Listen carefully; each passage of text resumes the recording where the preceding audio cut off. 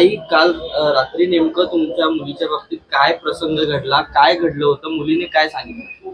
मुलीने सांगितले मला अंगावरचे कपडे काढले होते आणि पूर्ण नख मारलेले तिला आणि तिचं गुन्हे असं झालंय म्हणजे कपड्यांचं नव्हतं तिच्या अंगावर आणि माझी स्वतःची बापांनी माझी मुलगीला असं केलेलं बलात्काराची केस केलेलं आहे आणि तिला फाशीशी व्हायला पाहिजे. पोलिसांचं पण न्याय भेटलेला आहे आम्हाला आणि एवढंच कर्तव्य आम्हाला जनताचं पण भेटले आणि परत पोलिसांचा पण आम्हाला सपोर्ट भेटले, जनताचा पण सपोर्ट आहे.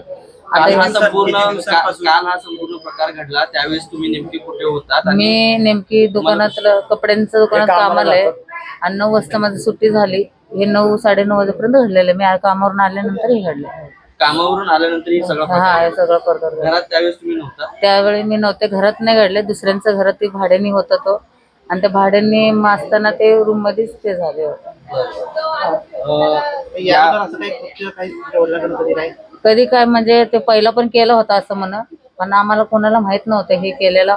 नंतर ना ती स्वतः मुलगी मला म्हणली, मम्मी पहिला पण असं झालं, तुम्ही कामाला गेलो होतं आणि ताताने मला ओढून ओढून घेत होते, मी बाहेर पळत पळत गेलेलं आहे.